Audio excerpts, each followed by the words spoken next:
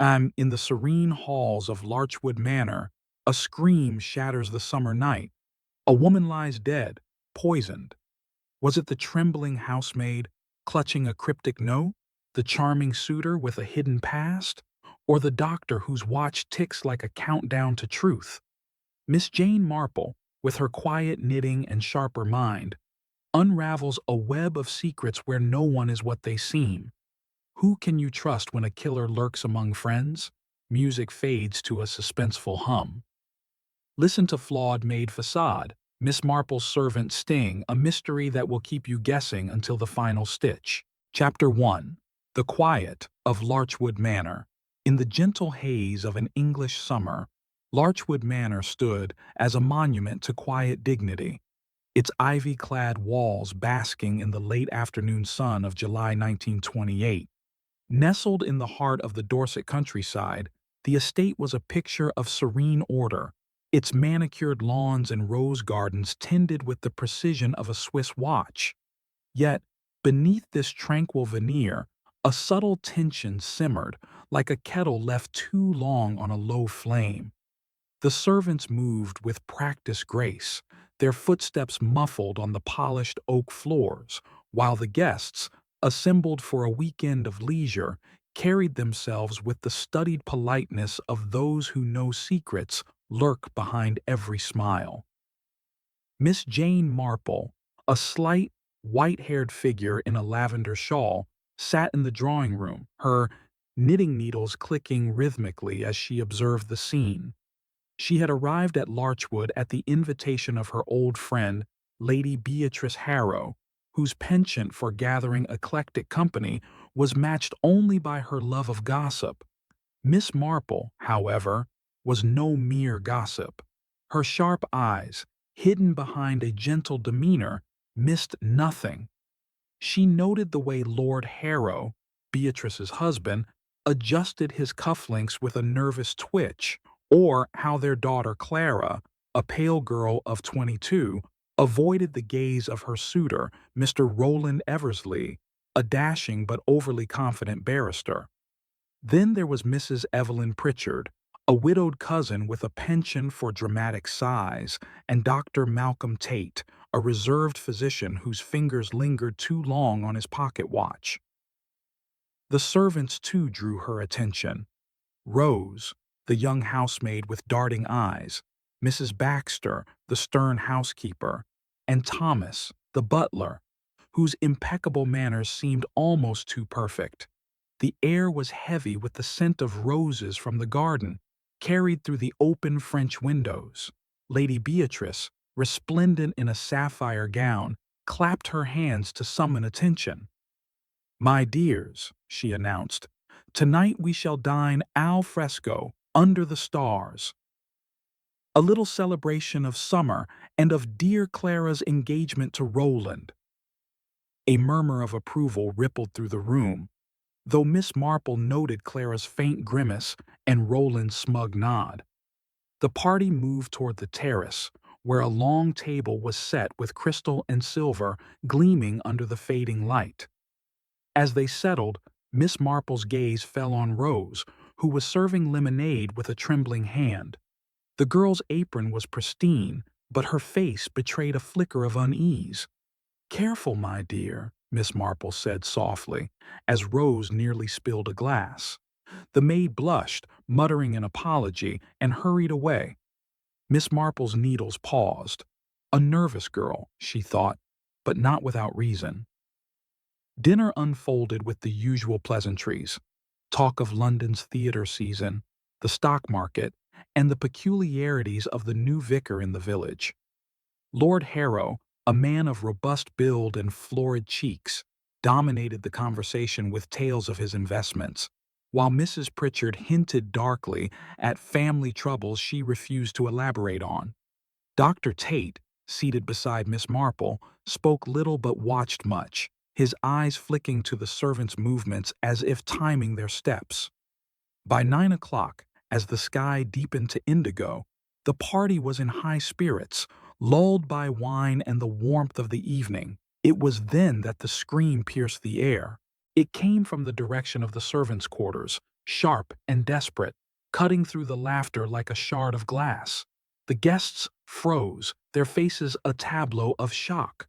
Lord Harrow stood, his chair scraping against the stone terrace. "What the devil?"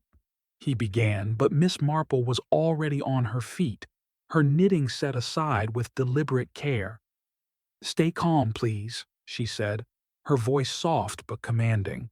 "We must see what has happened."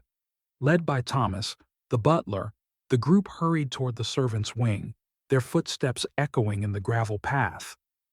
In the small parlor used by the staff, they found Rose crumpled on the floor, her face pale and her hands clutching her apron.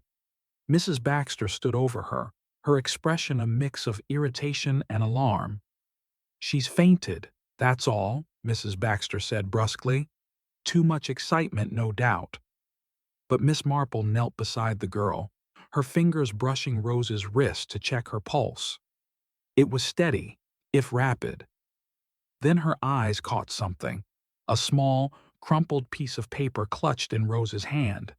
With a deft movement unnoticed by the others, Miss Marple slipped it into her sleeve. She rose, her face serene, but her mind alight. "Dr. Tate, perhaps you could assist?"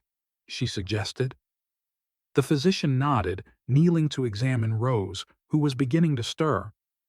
"She'll be fine," he said after a moment. "A shock, perhaps. She should rest." As the guests murmured their relief and began to disperse, Miss Marple lingered, her eyes scanning the room. The parlor was modest but tidy, with a single window overlooking the garden. A tray of teacups sat on a sideboard, one cup slightly askew, its contents spilled. A clock on the mantel ticked loudly, showing 9:15 p.m. And there, in the corner, a small embroidery hoop lay abandoned, its needle glinting in the lamplight. Miss Marple's lips pursed slightly. A shock indeed, she thought. But what kind? As the party returned to the manor, the atmosphere had shifted. The gaiety of the evening was gone, replaced by a quiet unease. Lady Beatrice, ever the hostess, attempted to restore order, but her laughter rang hollow. Miss Marple, however, was content to observe, her mind already piecing together the threads of what she sensed was no ordinary fainting spell. In her room that night she unfolded the paper from Rose's hand. It was a torn fragment, bearing a single line in hurried script. "Meet me at 9. Trust no one." Miss Marple folded the note carefully, her eyes gleaming in the dim light of her bedside lamp. "Most curious," she murmured. "Most curious indeed." Chapter 2. The Shadow of Death. The morning after Rose's collapse at Larchwood Manor dawned with a deceptive calm, the Dorset sun filtering through the mist that clung to the estate's rolling lawns. The guests gathered for breakfast in the dining room, their voices subdued, as if the scream from the previous evening still echoed in their minds. Miss Jane Marple, seated near the window with her tea, appeared absorbed in the delicate pattern of her napkin, but her eyes missed nothing. The clink of cutlery, the forced cheer in Lady Beatrice Harrow's voice, the way Clara Harrow's fingers trembled as she buttered her toast, all were noted, catalogued, and filed away in the intricate machinery of Miss Marple's mind. The servants, too, were under her scrutiny. Thomas, the butler, moved with his usual precision, but his eyes darted toward the door each time a footstep sounded in the hall. Mrs. Baxter, the housekeeper, presided over the sideboard with a sternness that seemed to mask something deeper, anxiety perhaps, or guilt. Rose, the young housemaid, was absent, and her absence was the unspoken topic that hung over the table like a storm cloud. Lady Beatrice, ever determined to maintain decorum, broke the silence. "I do hope Rose is recovering," she said, her tone bright but brittle. "Such a silly girl, fainting like that. Probably overworked, poor thing." "Or frightened," Miss Marple remarked mildly, her eyes fixed on her teacup. The room stilled for a moment, and she felt the weight of several pairs of eyes upon her. "Frightened," Lord Harrow barked, his fork pausing mid-air. "What nonsense! The girl's just delicate, that's all." "Perhaps," Miss Marple said, her voice soft as velvet. "But fear, you know, can be a powerful thing. It makes the heart race, the hands tremble." She let the words trail off, her gaze drifting to Clara, who promptly dropped her knife with a clatter. Before anyone could respond, the door burst open, and Rose herself stumbled in, her face ashen and her apron askew. "Oh, madam," she gasped, clutching the doorframe. "It's it's Mrs. Pritchard. She's she's dead." A collective gasp rose from the table. Lord Harrow stood, his chair scraping back, while Lady Beatrice pressed a hand to her chest. Dr. Malcolm Tate, ever composed, set down his napkin and rose. "Where is she, girl?" he asked sharply. "In her room," Rose stammered. "I went to bring her morning tea, and she was lying there, so still, with her eyes open." Miss Marple's knitting needles, which had been clicking softly throughout breakfast, fell silent. She stood, her small frame radiating quiet authority. "We must see for ourselves," she said, "and we must touch nothing until we understand what has happened." The party, led by Dr. Tate and followed closely by Miss Marple, hurried to the east wing where Mrs. Evelyn Pritchard's room lay. The door stood ajar, and the air inside was heavy with the scent of lavender and something else, something metallic and faintly sour. Mrs. Pritchard lay on her bed, her face frozen in a grimace, her eyes staring blankly at the ceiling. Her nightgown was neatly arranged, but her hands clutched the bedclothes, and a small glass vial lay tipped over on the nightstand, its contents spilled onto the polished wood.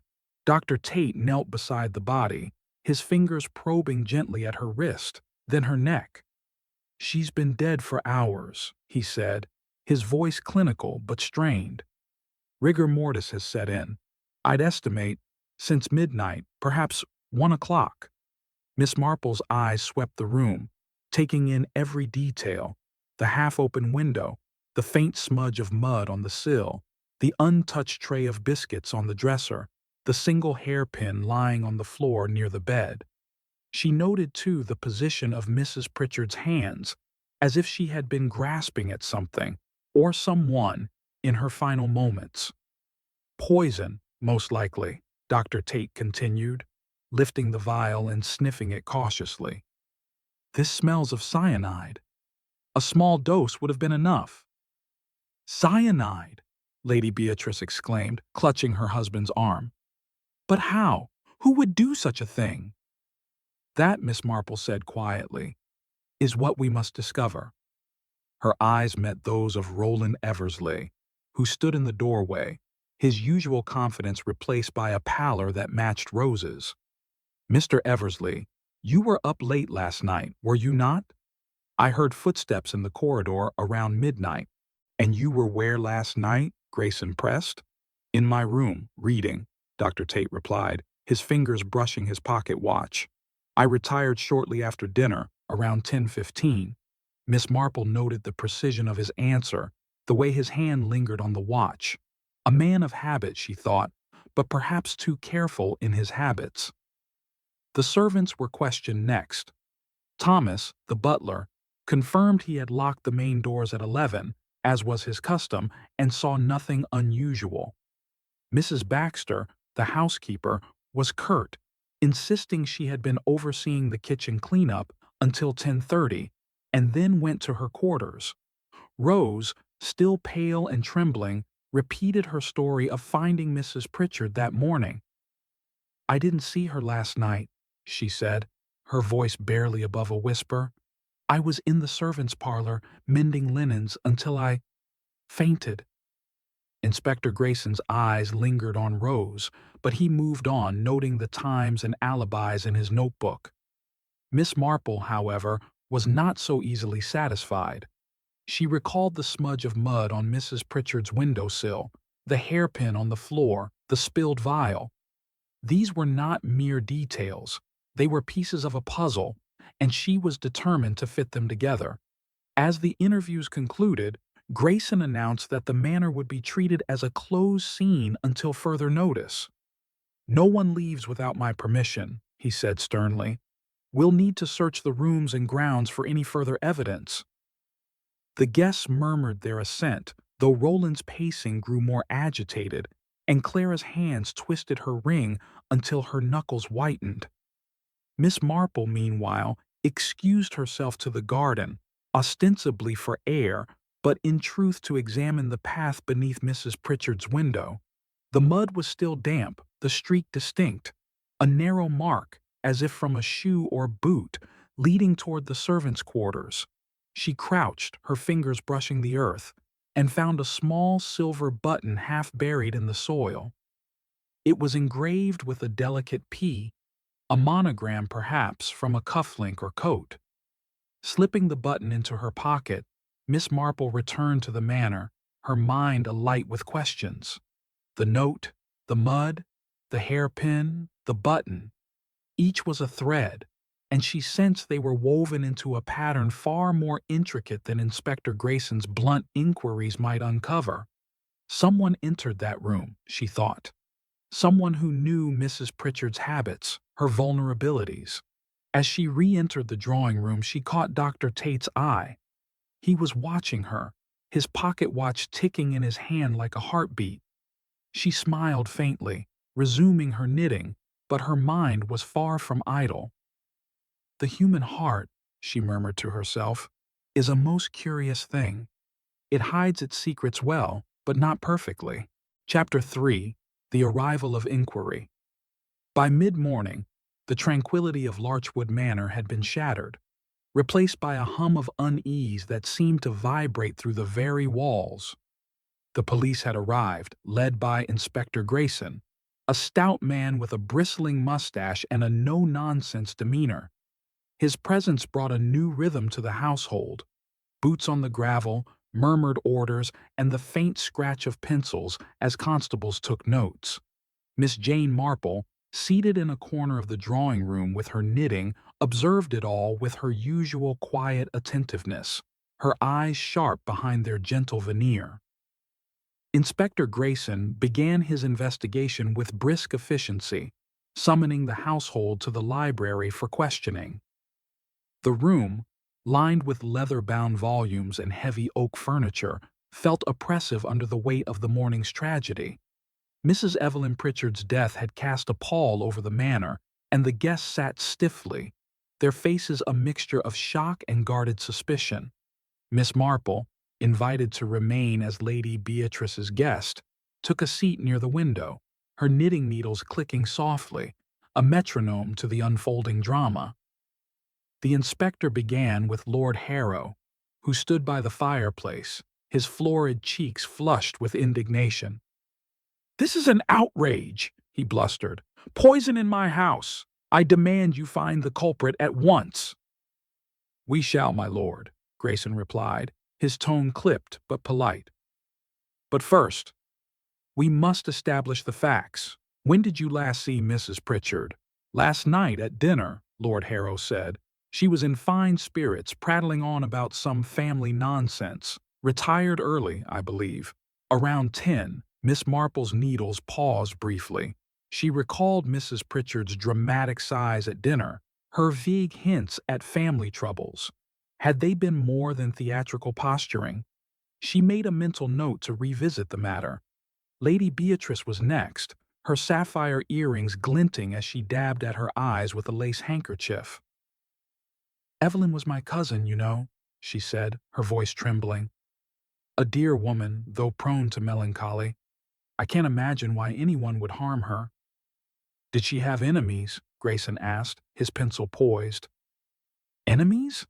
Oh, heavens, no," Lady Beatrice replied, though her eyes flickered toward Clara, who sat pale and silent in a corner. Miss Marple noted the glance, filing it away with the precision of a librarian cataloging a rare manuscript. Clara herself was questioned briefly, her answers halting. "I barely spoke to Aunt Evelyn," she said, twisting her engagement ring. "She was distant." I went to bed early myself, after the dinner. Roland Eversley, her fiancé, was more forthcoming, though his charm seemed strained. I saw Mrs. Pritchard in the corridor around 9:30, he admitted. She seemed agitated, said something about needing to speak to someone urgently. I thought nothing of it. She was always a bit dramatic. Miss Marple's eyes narrowed slightly. 9:30, she thought. The note in Rose's hand had mentioned a meeting at 9. Had Mrs. Pritchard been on her way to that rendezvous? And if so, why had Rose been clutching the note? Dr. Malcolm Tate, the physician, provided. Wang athered his composure. Dr. Tate offered a clinical assessment. I examined her body this morning, he said, his voice steady. Cyanide poisoning, as I suspected. The vial on her nightstand contained traces of it. Death would have been near instantaneous. And you were where last night? Grayson pressed. In my room, reading, Dr. Tate replied, his fingers brushing his pocket watch. I retired shortly after dinner, around 10:15. Miss Marple noted the precision of his answer, the way his hand lingered on the watch. A man of habit, she thought, but perhaps too careful in his habits. The servants were questioned next. Thomas, the butler, confirmed he had locked the main doors at 11, as was his custom, and saw nothing unusual.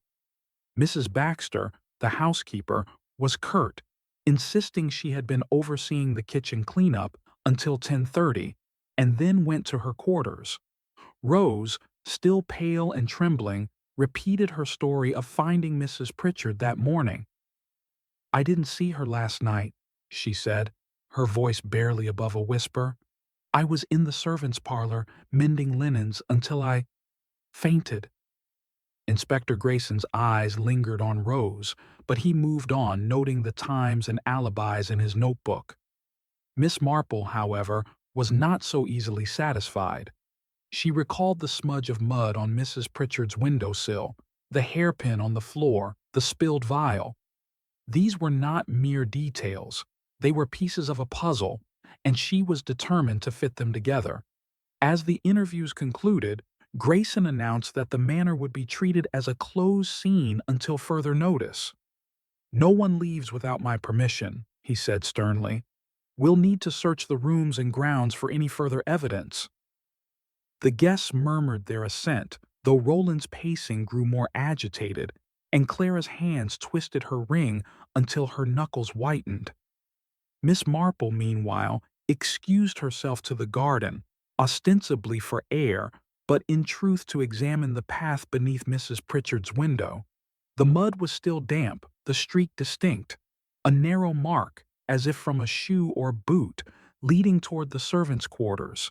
She crouched, her fingers brushing the earth, and found a small silver button half buried in the soil. It was engraved with a delicate P, a monogram perhaps from a cufflink or coat. Slipping the button into her pocket, Miss Marple returned to the manor, her mind alight with questions. The note, the mud, the hairpin, the button. Each was a thread, and she sensed they were woven into a pattern far more intricate than Inspector Grayson's blunt inquiries might uncover. Someone entered that room, she thought. Someone who knew Mrs. Pritchard's habits, her vulnerabilities. As she re-entered the drawing room, she caught Dr. Tate's eye. He was watching her, his pocket watch ticking in his hand like a heartbeat. She smiled faintly, resuming her knitting, but her mind was far from idle. The human heart, she murmured to herself, is a most curious thing. It hides its secrets well, but not perfectly. Chapter 4. The Threads of Inquiry. The afternoon at Larchwood Manor settled into an uneasy rhythm, with the police combing the grounds and the guests confined to the drawing room under Inspector Grayson's watchful eye. The air was thick with unspoken accusations, each glance between the occupants laden with suspicion. Miss Jane Marple, seated by the fireplace with her knitting, appeared to be merely an observer, her needles clicking in a steady cadence. Yet her mind was a whirlwind of observation. piecing together the fragments of the morning's grim discovery with the precision of a watchmaker. Inspector Grayson had taken charge with the vigor of a man accustomed to action, directing his constables to search Mrs. Pritchard's room and the surrounding grounds for further clues. He had also begun a second round of questioning, this time focusing on the servants, whose alibis seemed to him less polished than those of the guests. Miss Marple, however, found his approach predictable, lacking the subtlety required to unravel the deeper truths of human nature. She listened as he interrogated Thomas, the butler, whose impeccable manners held firm under pressure. "You say you locked the doors at 11, Thomas," Grayson said, his notebook open. "Did you check the windows as well?" "Yes, sir," Thomas replied, standing ramrod straight. "It's my habit to ensure all ground floor windows are secure before retiring. I did so last night, as always, at 10:45. "And you saw nothing out of the ordinary? No one lurking about?" "No, sir. The house was quiet, save for the guests retiring to their rooms." Miss Marple's needles paused. Quiet, perhaps, she thought, but not empty. The smudge of mud on Mrs. Pritchard's windowsill suggested someone had entered or exited through that route, and the silver button with its delicate P hinted at a connection she had yet to fully grasp. Next, Grayson turned to Mrs. Baxter, the housekeeper, whose stern demeanor seemed to bristle under scrutiny. "You were in the kitchen until 10:30, you say?" he asked, his tone skeptical. "Indeed," Mrs. Baxter replied, her lips thinning. "I was overseeing the cleaning after dinner. The staff can confirm it. Then I went to my room and read until midnight." "And you heard nothing unusual? No footsteps? No voices?" "Nothing, Inspector. The servants' quarters are at the far end of the manor. We don't hear much from the main house." Miss Marple noted the housekeeper's clipped tone, the way her hand smoothed her apron as if to steady herself. A woman of control, she thought, but control can mask many things. She recalled the spilled teacup in the servants' parlor, the embroidery hoop abandoned in haste.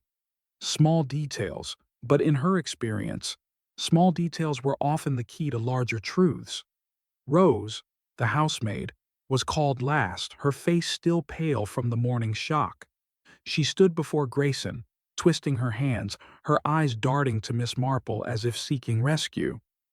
"You found Mrs. Pritchard this morning," Grayson said, his voice softer but no less probing. "Tell me again, girl, exactly what you saw." I brought her tea at 8, Rose stammered. "The door was ajar, and she was lying there, so still. The vial was on its side, like I said. I didn't touch anything, I swear." "And last night? Where were you between 9 and midnight?" "In the servants' parlor, mending," Rose said, her voice barely audible. I felt faint, as you know, and then I was taken to my room." Grayson's eyes narrowed. "Faint, eh? Convenient. And you saw no one else? Heard nothing?" Rose shook her head, but Miss Marple caught the flicker of hesitation in her eyes, the same hesitation she had noticed before.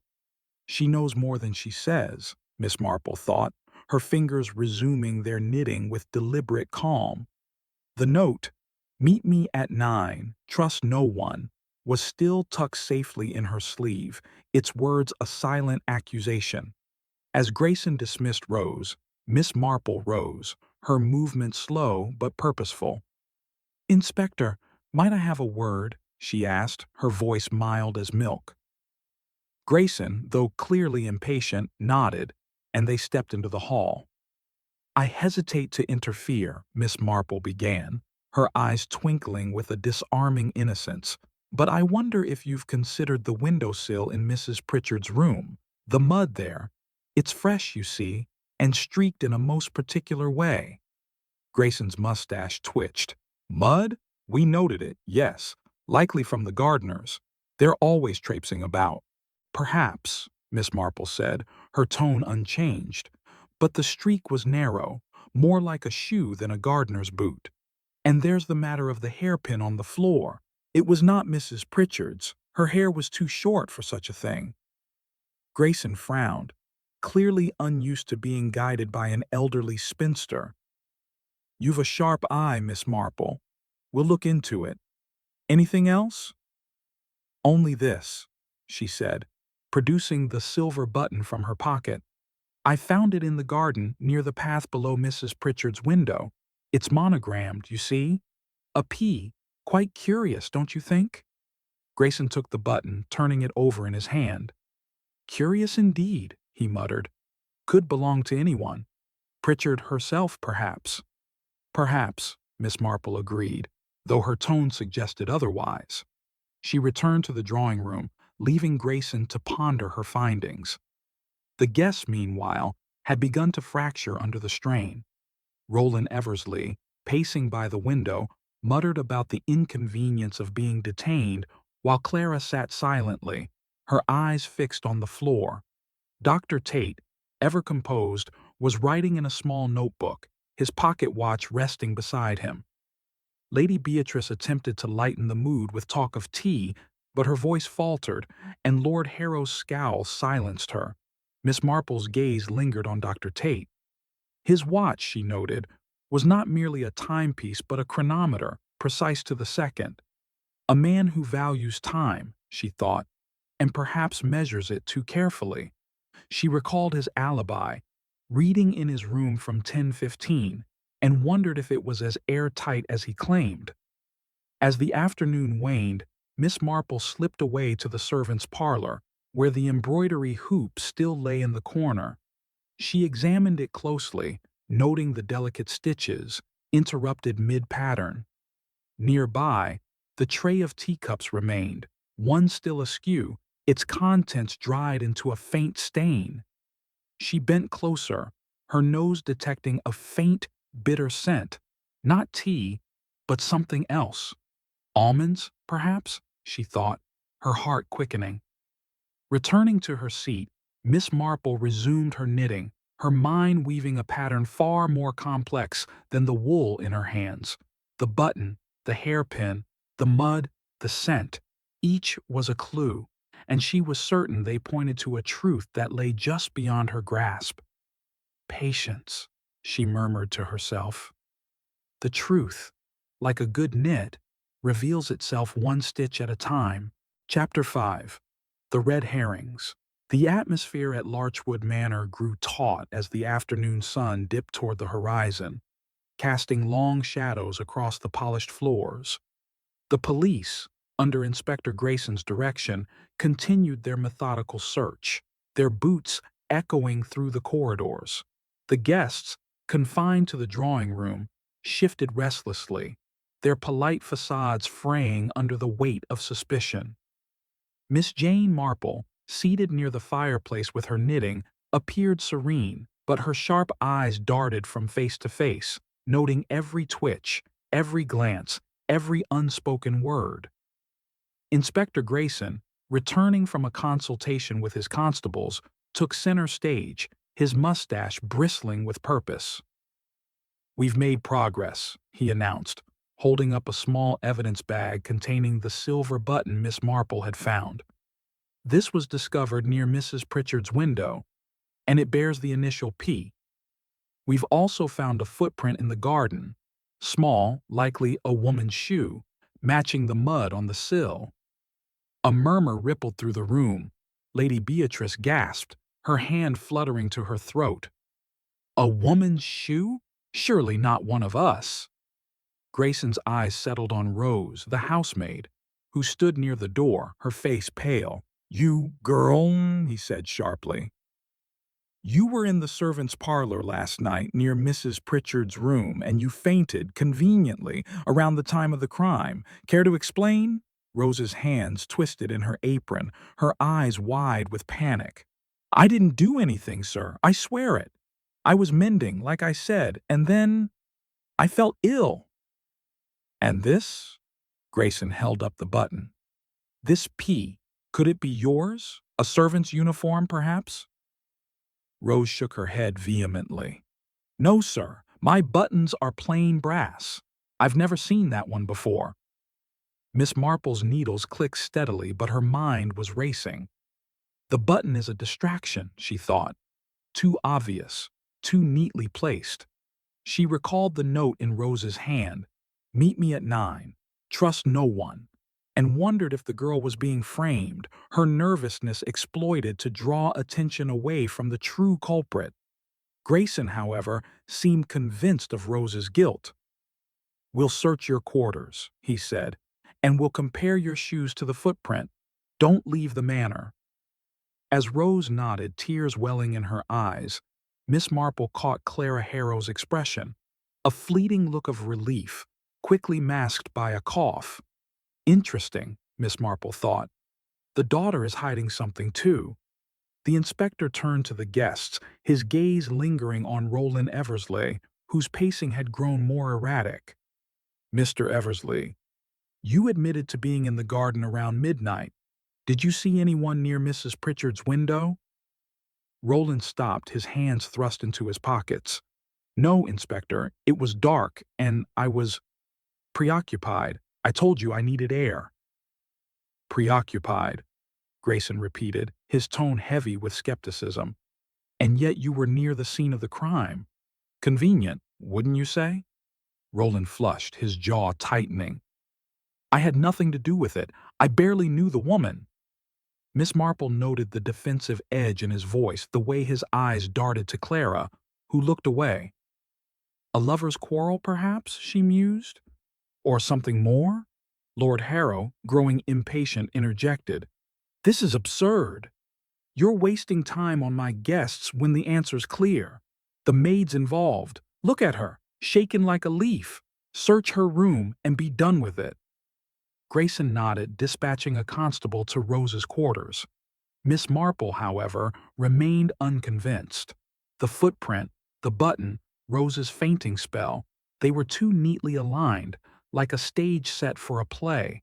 In her experience, the truth was rarely so obliging. She decided to test the waters. "Inspector," she said, her voice soft but clear, "might I suggest examining the teacup in the servants' parlor? The one that was spilled. It had a curious smell, not tea, but something bitter." Grayson's brow furrowed, but he nodded. "We'll look into it, Miss Marple. You seem to have a knack for noticing things." As the inspector moved on, Miss Marple turned her attention to Dr. Malcolm Tate, who sat quietly, his pocket watch in hand, its ticking a faint counterpoint to the room's tension.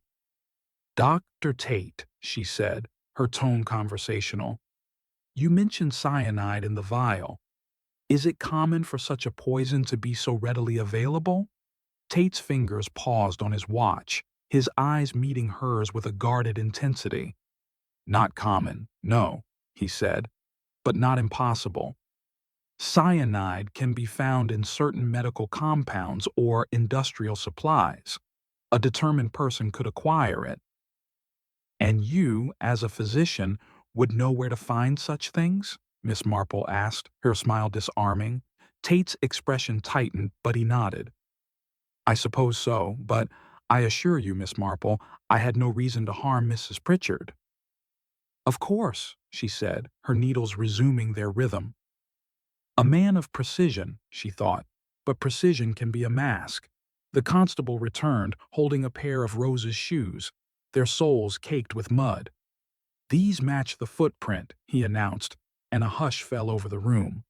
Rose gasped, her hands flying to her face. "I didn't! I swear I didn't go near her room." Grayson's eyes gleamed with triumph. "We'll see about that. You're coming with us for further questioning."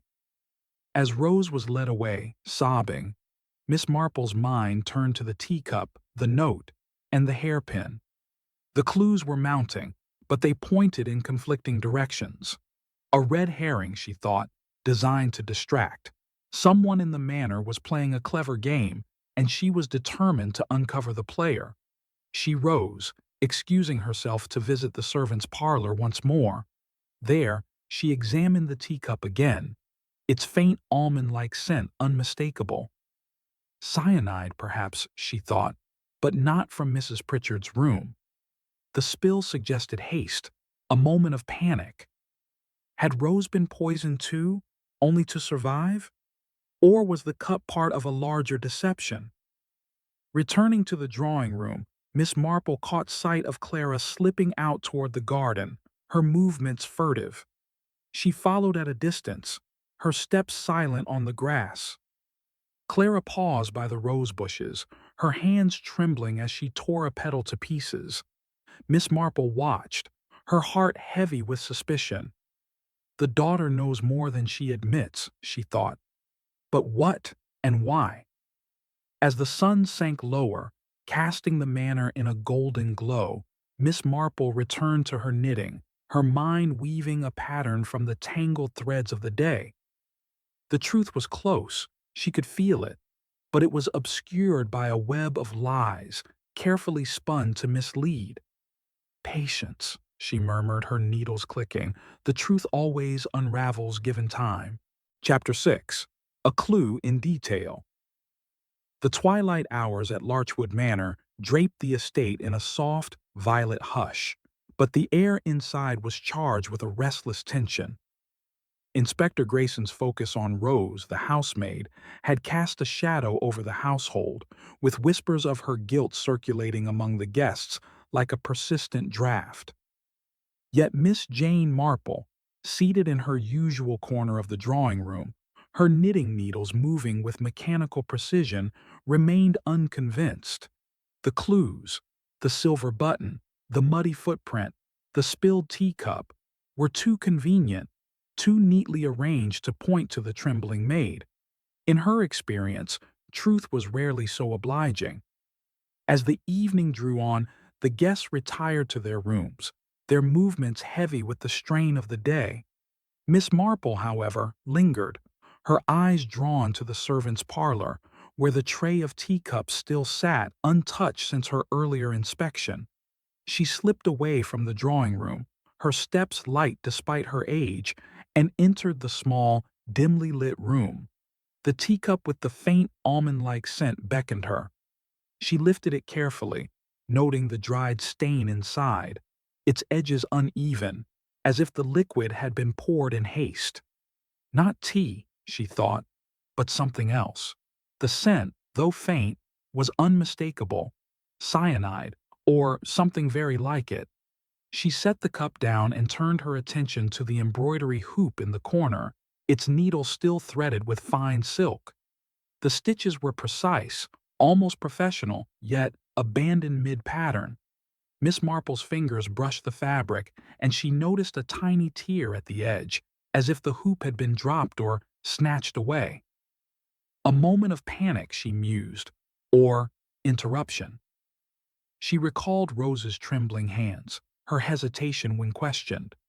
The girl was frightened, but not, Miss Marple suspected, of being caught, rather of something, or someone, she dared not name. Returning to the drawing room, Miss Marple found it empty save for Dr. Malcolm Tate, who sat by the fire, his pocket watch open in his hand, its ticking a faint echo in the quiet. He looked up as she entered, his expression guarded but polite. "Miss Marple," he said, nodding, "you're up late." "As are you, Dr. Tate," she replied, settling into her chair and resuming her knitting. "I find the quiet hours best for reflection. And you? Do you find solace in your watch?" He smiled thinly, snapping the watch shut. "A habit, nothing more. Time is a physician's ally, you know. Precision saves lives." "Or takes them," Miss Marple said softly, her eyes meeting his. "Cyanide, for instance, acts with terrible precision. A matter of seconds, I believe you said." Tate's fingers tightened briefly on the watch, but his voice remained steady. "Indeed. A small dose, and death is almost instantaneous. Mrs. Pritchard would have had no time to cry out." Miss Marple nodded, her needles clicking. "And yet, the vial on her nightstand was tipped over, as if in a struggle. Curious, don't you think? A woman poisoned so swiftly, yet with time to knock over a vial?" Tate's eyes narrowed, but he said nothing. merely nodding as if considering her words. Miss Marple noted his composure, the way his hand lingered on the watch. A man of control, she thought, but control can hide a multitude of sins. The next morning, as the household gathered for breakfast, Inspector Grayson announced a new discovery. "We found a scrap of paper in Rose's room," he said, holding up a torn fragment, its edges jagged. "It matches the note Miss Marple found in her hand last night. The words are faint but readable. Trust no one." "Care to explain, Rose?" Rose, standing at the edge of the room, her apron clutched in her hands, shook her head, her voice barely audible. "I don't know, sir. I swear I don't. I found the note in the parlor just before I fainted." "And you didn't think to mention it?" Grayson snapped, his mustache twitching with irritation. "I was frightened," Rose whispered, her eyes darting to the floor. "I didn't know what it meant." Miss Marple's needles paused. Frightened, yes, she thought, but not of the note itself. She recalled the tear in the embroidery hoop, the spilled teacup, the mud on the windowsill. The clues were beginning to form a pattern, but one piece was missing, a connection she could not yet grasp. As Grayson dismissed Rose, Miss Marple turned her attention to Clara Harrow, who sat silently at the breakfast table, her engagement ring glinting in the morning light. The girl's face was pale, her eyes shadowed, as if she had not slept. Miss Marple recalled her furtive moment in the garden, tearing a rose petal to pieces. Guilt, perhaps, she thought, or fear. "Miss Clara," Miss Marple said gently, leaning toward her, "you seem troubled. Is there something you wish to share?" Clara started, her fork clattering against her plate. "No, Miss Marple," she said quickly. "It's just this dreadful business. Aunt Evelyn's death, and now Rose being accused. It's too much." "Indeed," Miss Marple said, her tone soothing. "But sometimes, speaking of one's troubles can lighten the burden. You were close to your aunt, were you not?" Clara hesitated, her fingers twisting her ring. "Not really," she admitted. "She was difficult, always hinting at secrets, stirring up trouble. But I didn't wish her harm." Miss Marple nodded, her eyes kind but probing. Secrets, she thought. Mrs. Pritchard's hints at family troubles were no idle gossip then. She made a mental note to explore Clara's relationship with her aunt further. As the morning progressed, Miss Marple slipped away to Mrs. Pritchard's room, where the police had finished their search. The room was as she remembered it, the half-open window, the smudge of mud, the hairpin on the floor. She knelt, examining the hairpin closely. It was delicate, silver, and slightly bent, as if it had been pulled from a tight knot of hair. Mrs. Pritchard's hair, however, had been short and neatly bobbed. Not hers, then, Miss Marple thought, but whose? She moved to the nightstand, where the vial had been removed by the police.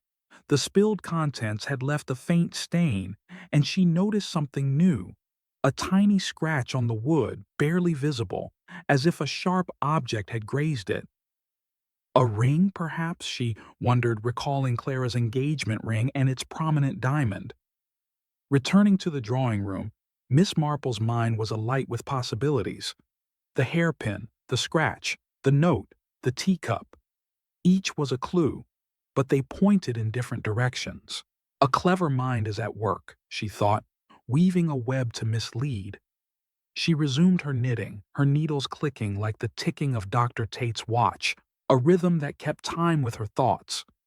"The smallest details," she murmured to herself, "are often the most revealing. One must simply know where to look." Chapter 7. More Lies Surface. The atmosphere at Larchwood Manor grew heavier with each passing hour, the weight of Mrs. Pritchard's death pressing down on the household like a gathering storm. By late morning, the guests and servants moved with the caution of those who know they are watched, their conversations clipped and their glances guarded. Miss Jane Marple, seated in her usual corner of the drawing room, her knitting a soft counterpoint to the tension, observed it all with her characteristic quiet intensity. Her mind was a tapestry of clues: the silver button, the bent hairpin, the scratched nightstand, the almond-scented teacup, each thread hinting at a pattern she was only beginning to discern. Inspector Grayson, undeterred by the complexity of the case, continued his interrogations with dogged determination. His focus remained on Rose, the housemaid, whose trembling demeanor and the damning evidence of the muddy footprint had made her the prime suspect. Yet Miss Marple sensed a deeper truth lurking beneath the surface, obscured by carefully crafted lies. She had seen too many village scandals to believe in such an obvious culprit. Sue. As the morning wore on, Miss Marple's attention was drawn to a heated exchange in the library, where Lord Harrow and Roland Eversley were locked in a tense conversation. Their voices, though low, carried to her keen ears. "You must understand, Roland," Lord Harrow was saying, his tone sharp. "Clara's future is at stake. If there's any hint of scandal—" "It won't come to that," Roland interrupted, his voice tight. "I've done nothing wrong, and I won't have my name dragged through the mud." Miss Marple's needles paused. A scandal, she thought. What kind, and involving whom? She recalled Clara's furtive behavior in the garden, her nervous twisting of her engagement ring.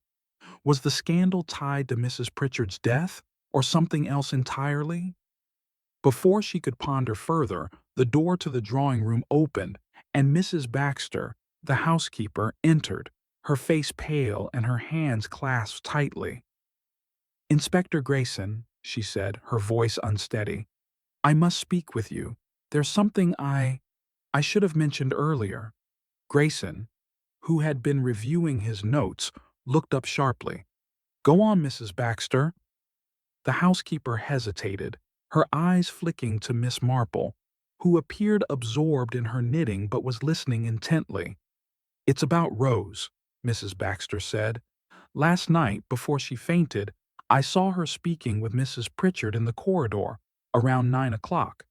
They seemed agitated. I didn't think much of it at the time, but now—" The room stilled, the guests exchanging glances. Rose, who was serving tea at the far end of the room, froze, her tray trembling in her hands. "That's not true," she cried, her voice breaking. "I never spoke to her." Grayson's mustache twitched with interest. "You're certain of the time, Mrs. Baxter?" "Yes," the housekeeper said firmly. "It was just after 9. I was coming from the kitchen and saw them near Mrs. Pritchard's room." Miss Marple's eyes narrowed slightly. 9 o'clock, she thought, the time mentioned in the note. The note, "Meet me at 9, trust no one," had been found in Rose's hand, but Mrs. Baxter's testimony suggested a confrontation, not a planned meeting. Is she lying? Miss Marple wondered, noting the housekeeper's rigid posture, the way her hands clenched as if to steady herself. Grayson turned to Rose. "Well, girl, care to explain this?" Rose's face crumpled, tears spilling down her cheeks. "I didn't. I swear I didn't. I was in the servants' parlor, mending, like I said." "Then how do you account for Mrs. Baxter's statement?" Grayson pressed, his voice stern. I don't know," Rose sobbed. "She's mistaken, or lying." The accusation hung in the air, and Mrs. Baxter's face flushed with indignation. "I've served this house for 20 years, she snapped. "I've no reason to lie." Miss Marple's needles clicked softly, her mind racing. Mrs. Baxter's story is too precise, she thought, and too timely. The housekeeper's sudden revelation, after days of silence, felt orchestrated, as if meant to seal Rose's fate. Yet Rose's distress seemed genuine, her fear not that of a guilty party, but of someone trapped in a web she did not understand. As Grayson dismissed Rose and Mrs. Baxter, Miss Marple turned her attention to the other guests. Clara Harrow sat silently, her hands folded in her lap, but her eyes were fixed on Roland, who had resumed his pacing, his face dark with frustration. Dr. Malcolm Tate, meanwhile, was writing in his notebook, his pocket watch ticking beside him. Miss Marple noted the faint scratch on his cuff, a mark that could have come from a struggle, or perhaps from something as mundane as a desk. But with cyanide in play, she thought, nothing is mundane. She decided to test a theory. Approaching Clara, she spoke softly, her tone grandmotherly. "My dear, you seem so troubled. I wonder if your aunt's death has stirred up memories, perhaps of her family troubles?" Clara's head snapped up, her eyes wide. "What do you mean?" "Only that Mrs. Pritchard seemed to know things," Miss Marple said, her voice gentle but probing. "Things that might have caused discomfort.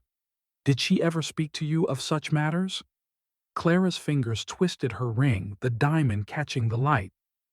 "She hinted at things," she admitted, her voice low. "About Roland, about his past, but I didn't believe her. She was always stirring trouble." Miss Marple nodded, her expression kind but her mind alert. A motive, perhaps, she thought. If Mrs. Pritchard threatened to expose Roland or Clara. She let the thought linger, turning to Dr. Tate, who had closed his notebook. "Dr. Tate," she said, her tone conversational, "your watch is most precise. Did you happen to note the exact time you retired last night?" Tate's fingers brushed the watch, his eyes meeting hers with a faint wariness. 10:15, as I said. I'm a creature of habit, Miss Marple." "Of course," she said, smiling. But habits can be a lie, she thought, recalling the scratch on his cuff, the precision of his alibi. As the day drew to a close, Miss Marple retired to her room, her knitting in hand. The clues were mounting: the note, the hairpin, the teacup, the button, now Mrs. Baxter's testimony, but they formed a puzzle with pieces that did not yet fit. Someone is lying, she thought, and someone else is afraid. She unfolded the note from Rose's hand, its words stark in the lamplight. "Meet me at 9. Trust no one." The truth was close, but it was hidden in the shadows of human nature, where motives and secrets intertwined. "The heart," she murmured, her needles clicking, "is a tangled thing, but every tangle can be undone, with care." Chapter 8. The Emotional Turning Point. The sun had barely risen over Larchwood Manor, its rays filtering through the heavy curtains of the drawing room, when a new wave of tension rippled through the household. The previous day's revelations, Mrs. Baxter's accusation against Rose, the mounting suspicion around the housemaid, had left the guests and servants on edge, their interactions marked by strained politeness and sidelong glances. Miss Jane Marple, seated in her familiar corner with her knitting, observed the scene with her usual quiet intensity, her needles clicking like the ticking of a clock, counting down to the truth. Inspector Grayson, undeterred by the complexities of the case, had intensified his focus on Rose, whose tearful denials and trembling demeanor only seemed to deepen his suspicions. Yet Miss Marple, with her keen understanding of human nature, sensed that the girl's fear stemmed not from guilt, but from a secret she was too frightened to reveal. The clues, the silver button, the bent hairpin, the almond-scented teacup, the muddy footprint, pointed to a carefully orchestrated deception, and Miss Marple was determined to unravel it before the wrong person was ensnared. As breakfast was served, the atmosphere was brittle, the clink of cutlery sounding like warning bells. Clara Harrow, pale and silent, barely touched her food, her engagement ring glinting as her fingers twisted nervously in her lap. Roland Eversley, her fiancé, sat stiffly, his usual charm replaced by a brooding silence. Lord Harrow, red-faced and impatient, muttered about the inconvenience of the police presence, while Lady Beatrice attempted to maintain decorum with forced pleasantries. Dr. Malcolm Tate, as always, was composed, his pocket watch ticking in his hand, though Miss Marple noted a faint tremor in his fingers, a crack in his otherwise impeccable facade. It was then that the breaking point came, sudden and unexpected. Clara, who had been silent throughout the meal, suddenly pushed back her chair, the scrape of wood against the floor startling the room. "I can't do this anymore," she cried, her voice raw with emotion. "I can't pretend everything is fine when it's not." The room froze, all eyes turning to her. Lady Beatrice reached out, her face pale. "Clara, darling, what are you talking about?" Clara's hand shook as she stood, her eyes brimming with tears. "Aunt Evelyn, she knew things. Things about Roland, about me. She threatened to tell everyone, to ruin everything. I didn't want her dead, but I couldn't let her destroy us." Roland leapt to his feet, his face flushed with alarm. "Clara, stop! You don't know what you're saying." But Clara shook her head, her voice breaking. "I do, Roland. I saw you that night, in the corridor, talking to her. You were angry, and she was laughing, taunting you. I heard her say she'd tell father about your debts, your past." A gasp rippled through the room. Lord Harrow's face darkened, his fists clenching. "Debts? What is this nonsense, Eversley?" Roland's jaw tightened, but he said nothing, his eyes darting to Clara with a mixture of fear and frustration. Miss Marple's needles paused, her mind racing. A partial truth, she thought, but not the whole of it. Clara's outburst was significant, but it felt incomplete, as if she were protecting someone, or something, by revealing only half the story. Inspector Grayson, sensing a breakthrough, stepped forward. "Miss Harrow, are you saying Mr. Eversley had a motive to harm Mrs. Pritchard?" "No!" Clara cried, her hands flying to her face. "I don't know. I can't keep pretending I didn't hear them. It was around 9:30 after dinner. I was going to my room, and I saw them in the corridor near Aunt Evelyn's door." Miss Marple's eyes narrowed. 9:30, she thought.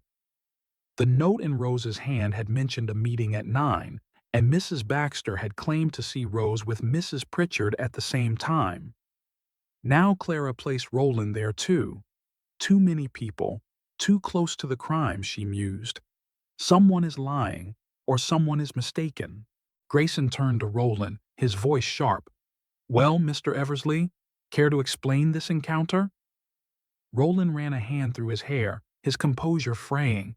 "It's true, I spoke to her," he admitted. "She was insufferable. She knew about some financial troubles I'd had in London, debts from a failed investment. She threatened to tell Lord Harrow, to ruin my engagement to Clara. But I didn't kill her. I left her in the corridor, alive and well, and went to the garden to clear my head." "And you saw no one else?" Grayson pressed.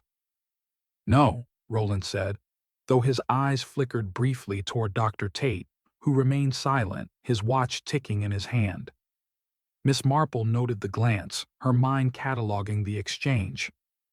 Roland is hiding something, she thought, but so is someone else. She recalled the bent hairpin, the scratch on the nightstand, the silver button with its monogrammed P.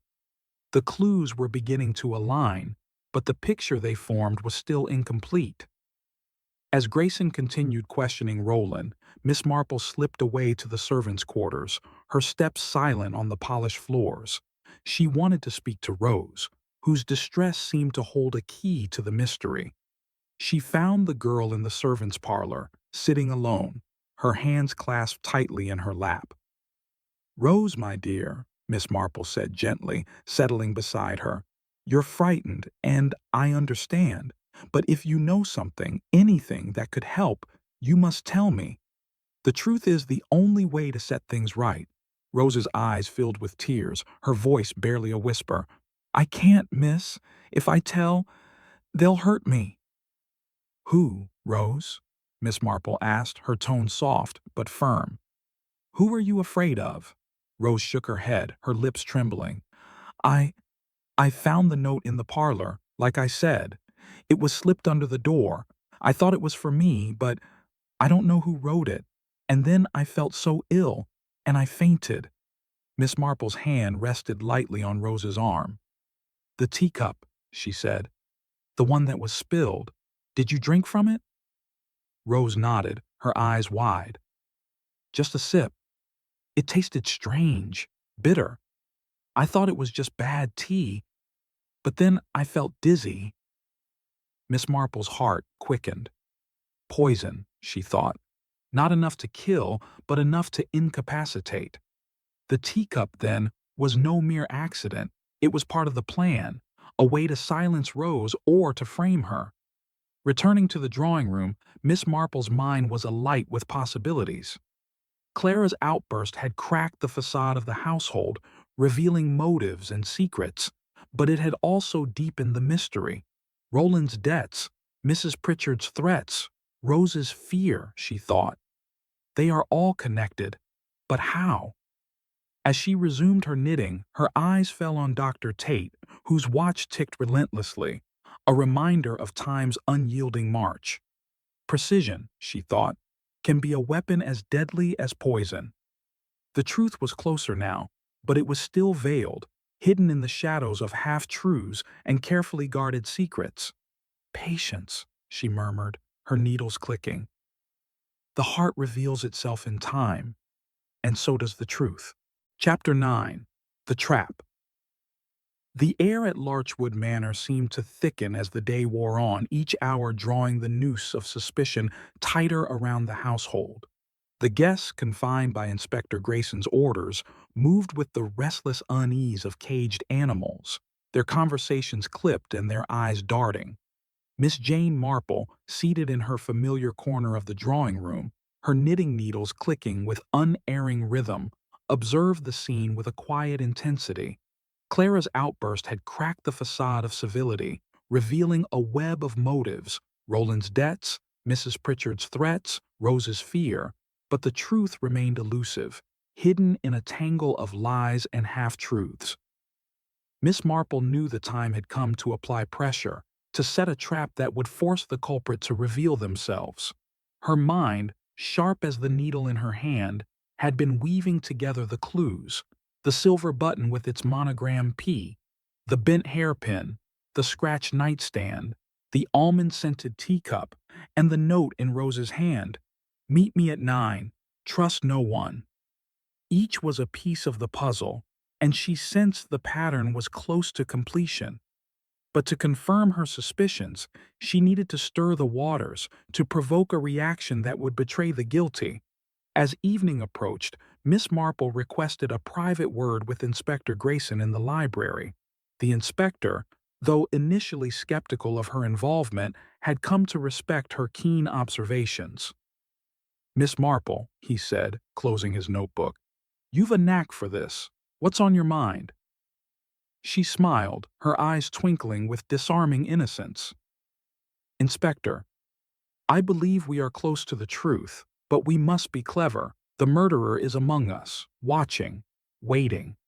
I propose we gather everyone tonight, guests and servants, and lay out the evidence, but we must do so in a way that unsettles them, that forces a mistake." Grayson's mustache twitched with interest. "A trap, you say? What do you have in mind?" "A discussion of the clues," she said, her voice soft but firm. "But we shall present them selectively, hinting at knowledge we do not yet possess. The guilty party will grow nervous, perhaps reveal themselves through a word or gesture. The human heart, Inspector, cannot always hide its guilt." Grayson nodded, intrigued. "Very well. We'll gather them after dinner, but you'll need to guide me, Miss Marple. I'm not one for theatrics." "Leave that to me," she said, her smile serene but her mind alight with calculation.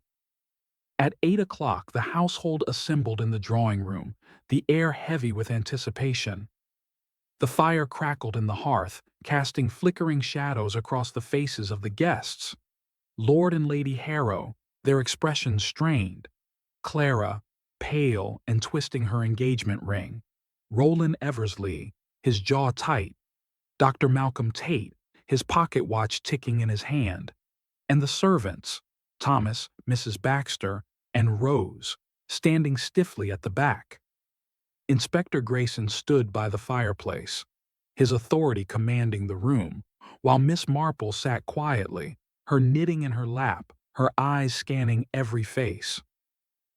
"Ladies and gentlemen," Grayson began, his voice firm, "we have made significant progress in the investigation of Mrs. Pritchard's murder.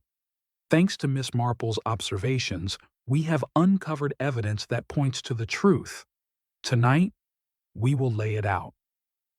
A murmur rippled through the room, and Miss Marple noted the tightening of Roland's fists, the way Clara's eyes darted to her fiancé, the faint tremor in Rose's hands.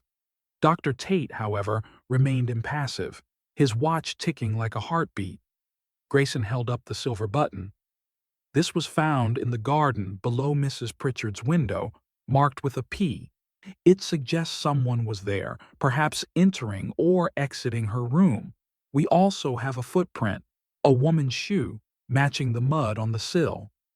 Rose gasped softly, her eyes wide, but Miss Marple's gaze was on Mrs. Baxter, whose lips thinned almost imperceptibly. She knows something, Miss Marple thought, but is it guilt or fear? Grayson continued, following Miss Marple's earlier instructions. "We've also analyzed the teacup from the servants' parlor. It contained traces of cyanide, not enough to kill, but enough to cause dizziness, perhaps fainting. Someone meant to silence Rose, or to frame her." The room stilled, and Miss Marple watched closely. Roland shifted uncomfortably, Clara's hands froze on her ring, and Dr. Tate's fingers paused on his watch. A reaction, she thought, but from whom? "And then there's the note," Grayson said, holding up the torn fragment. "Meet me at 9, trust no one," found in Rose's hand, yet she claims she doesn't know who wrote it. But we have reason to believe it was meant for Mrs. Pritchard, and that someone in this room wrote it. At this, Clara let out a small cry, quickly stifled. Roland's face darkened, and he stepped forward. "This is absurd. You're accusing us all, throwing suspicion everywhere. I told you. I spoke to Mrs. Pritchard at 9:30, and she was alive." "Indeed," Miss Marple said, her voice cutting through the tension like a knife.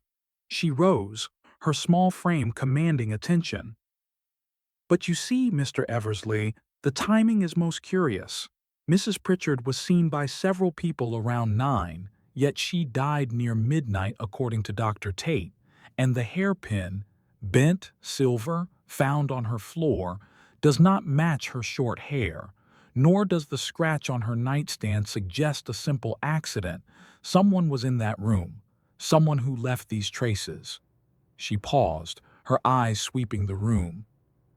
"And I wonder," she continued, her tone gentle but piercing, "if that someone is here now, listening, hoping we will overlook their mistake." The silence was deafening.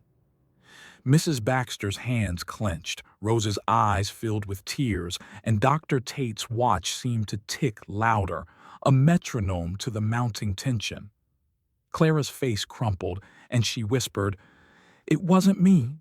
I swear it wasn't me." Miss Marple's heart quickened. Close, she thought. The trap is working. She leaned forward, her voice soft but deliberate. "No one is accusing you, my dear. But someone in this room knows more than they've said. Someone who wrote that note, who left that button, who poisoned that teacup. And I believe they are feeling the weight of their secret even now." Dr. Tate's watch snapped shut with a sharp click, and all eyes turned to him. His face was calm, but his eyes held a flicker of something, fear, perhaps, or defiance. "Miss Marple," he said, his voice steady, "you have a vivid imagination, but I assure you, I was in my room, as I said."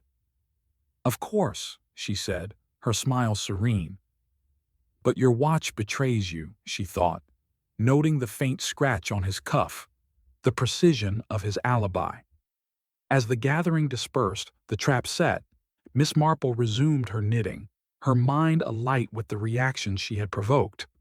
The truth was near, teetering on the edge of revelation. "The heart," she murmured, her needles clicking, "cannot hide forever. One false step, and the pattern unravels." Chapter 10. The Reveal. The drawing room at Larchwood Manor was a stage set for revelation, its heavy curtains drawn against the evening's chill, the fire casting long shadows across the gathered faces. The guests and servants, summoned once more by Inspector Grayson, sat in tense silence, their eyes flickering with unease. Miss Jane Marple, seated in her corner with her knitting, appeared as serene as ever, but her mind was a whirl of connections. Each clue, the silver button, the bent hairpin, the scratched nightstand, the almond-scented teacup, the cryptic note, now forming a clear pattern. The trap she had set the previous evening had done its work, stirring the guilty to betray themselves through subtle tells, and now the moment had come to unveil the truth. Inspector Grayson stood by the fireplace, his mustache bristling with authority, though he deferred to Miss Marple with a nod. "Ladies and gentlemen," he began, his voice steady, "thanks to Miss Marple's keen observations, we have pieced together the truth behind Mrs. Evelyn Pritchard's murder. Tonight, we will lay it bare." A murmur rippled through the room.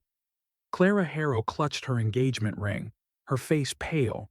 Roland Eversley stood rigidly, his jaw tight. Dr. Malcolm Tate's pocket watch ticked in his hand, a faint but relentless rhythm. The servants, Thomas, Mrs. Baxter, and Rose, stood at the back, their expressions a mix of fear and anticipation. Miss Marple's needles paused, and she rose, her small frame commanding the room with quiet authority. "Let us begin with the facts," she said, her voice soft but piercing. "Mrs. Pritchard was poisoned with cyanide, likely between midnight and 1 o'clock, as Dr. Tate confirmed. The vial on her nightstand, tipped over, suggested a struggle, yet the poison acts swiftly, too swiftly for such a disturbance. This was our first clue that the scene was staged." She paced slowly, her eyes sweeping the room. Then there was the note, found in Rose's hand. "Meet me at 9. Trust no one." Rose claims she found it in the servants' parlor, and I believe her. But it was not meant for her. It was meant for Mrs. Pritchard, to lure her into a meeting. The time, 9 o'clock, aligns with Mrs. Baxter's claim of seeing Rose with Mrs. Pritchard, and Clara's account of Roland arguing with her. Yet these accounts conflict, suggesting someone is lying or misdirecting. Rose's hands trembled, but she remained silent. Mrs. Baxter's lips thinned, and Roland's fists clenched. Miss Marple continued, undeterred. "The silver button, marked with a P found in the garden, pointed to Mrs. Pritchard, but it was too convenient, a red herring meant to mislead. The muddy footprint matching Rose's shoe was similarly planted, mud from the garden, easily smeared on her soles as she slept.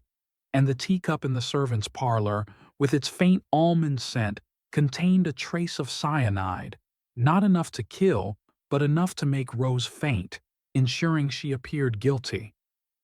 The room was silent, the ticking of Dr. Tate's watch the only sound. Miss Marple's gaze settled on him. "Dr. Tate," she said, her tone gentle but firm, "you are a man of precision, are you not? Your watch, your habits, your careful alibis, all speak of a mind that plans meticulously. Yet there is a scratch on your cuff, a mark from a struggle, perhaps, or from a nightstand grazed in haste. And your watch, its ticking, betrays you. You claim to be in your room at 10:15, yet I heard it ticking in the corridor near Mrs. Pritchard's room at midnight." Tate's face paled, his fingers tightening on the watch. "You're mistaken, Miss Marple," he said, his voice steady but strained. "I was reading, as I said." "Indeed," she replied, her eyes twinkling. "But you see, the hairpin on Mrs. Pritchard's floor was not hers. Her hair was too short. It belonged to someone with longer hair, someone who entered her room that night. And the scratch on the nightstand matched the edge of your watch, Dr. Tate, when you leaned over to place the vial, a vial you, as a physician, could easily procure." A gasp rose from the room. Clara's hands flew to her mouth, and Roland stepped forward, his voice sharp. "This is preposterous. Tate had no reason to kill her." "But he did," Miss Marple said, her voice calm but relentless. "Mrs. Pritchard knew something about you, Mr. Eversley. Your debts, your past. She threatened to expose you, to ruin your engagement to Clara, but she also knew something about Dr. Tate, something far more dangerous. A secret from his medical practice, perhaps a mistake, a patient lost under suspicious circumstances. She was a woman who collected secrets, and she wielded them like weapons." Tate's composure cracked, his watch snapping shut with a sharp click. "You have no proof," he said, his voice low. "Oh, but I do," Miss Marple said. "The teacup in the servants' parlor was meant to frame Rose, but it was you who poisoned it, knowing she would sip it and collapse, diverting suspicion. You wrote the note to lure Mrs. Pritchard to a meeting, but when she refused, you went to her room later, using your medical knowledge to administer the cyanide. The hairpin, yours, from a wig you wore to disguise yourself as a woman, explaining the footprint, was a mistake, as was the scratch from your watch." The room erupted in murmurs. Inspector Grayson stepped forward, his eyes on Tate. "Is this true, Dr. Tate?" Tate's face hardened, but his shoulders sagged, the weight of truth too heavy to bear. "She was a menace," he muttered. "She knew about a patient, a death I couldn't explain. She would have ruined me. I had no choice." Grayson signaled to his constables, who moved to restrain Tate. Clara burst into tears, and Roland pulled her close, his own face pale with relief. Rose, trembling, sank into a chair, her ordeal finally over. Miss Marple resumed her seat, her knitting in hand. "The heart," she said softly, "is a complex thing. It hides its secrets, but not forever." As Tate was led away, the room exhaled, the tension breaking like a storm passing. Miss Marple's needles clicked once more, a quiet rhythm in the aftermath of truth.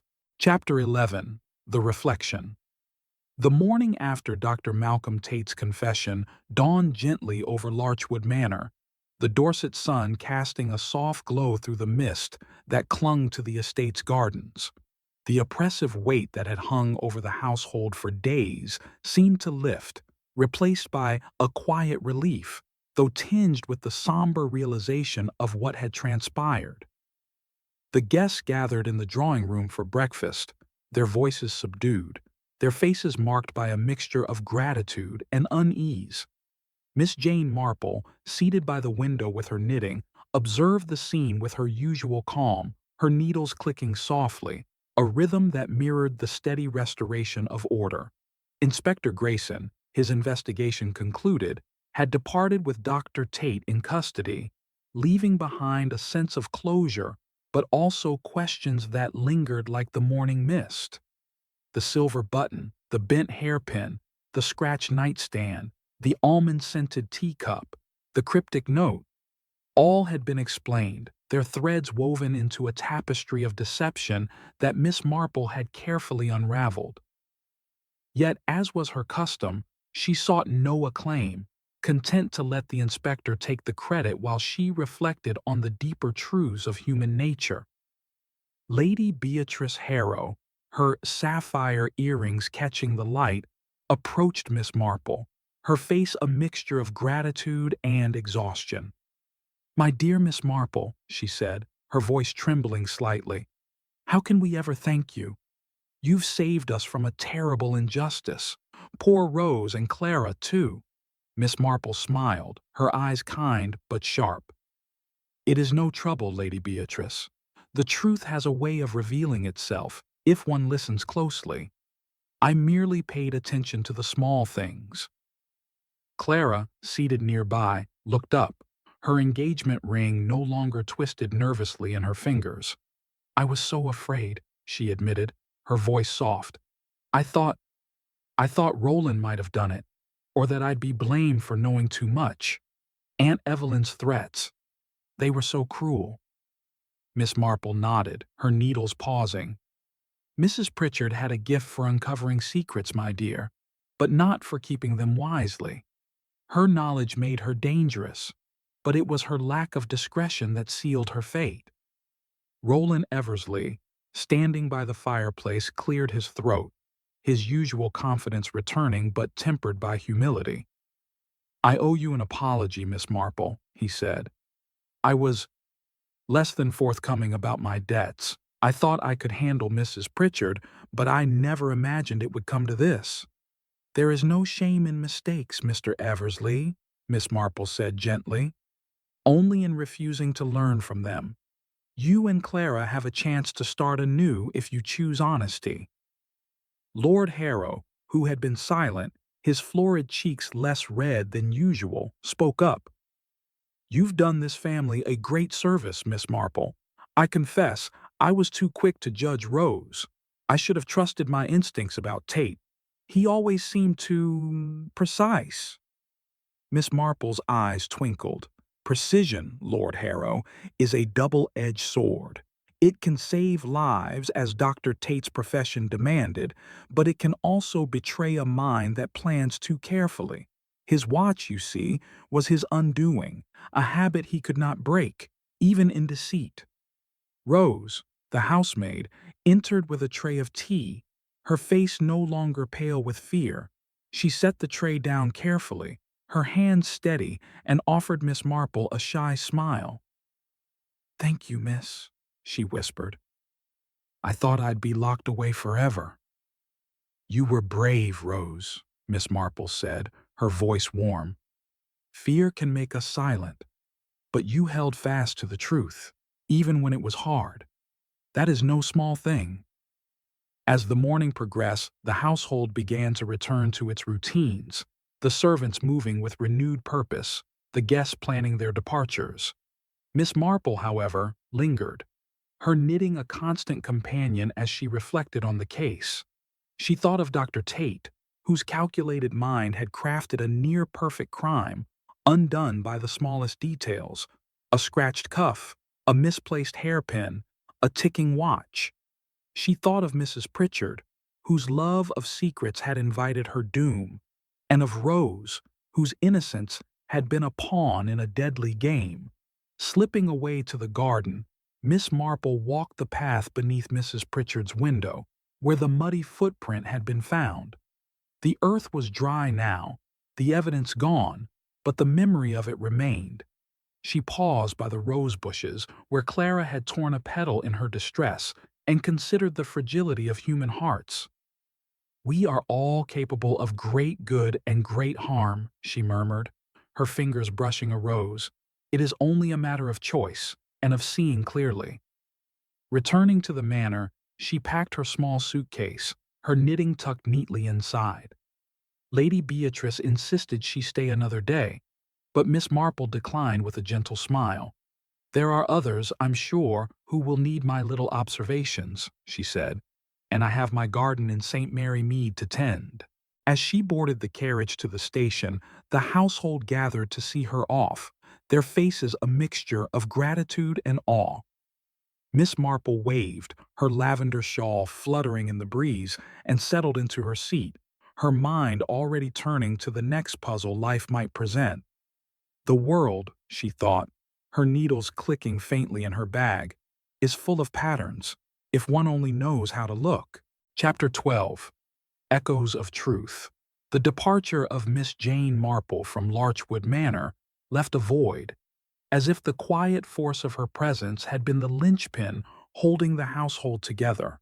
The morning sun bathed the estate in a golden light, but the air carried a lingering chill, a reminder of the darkness that had unfolded within its walls.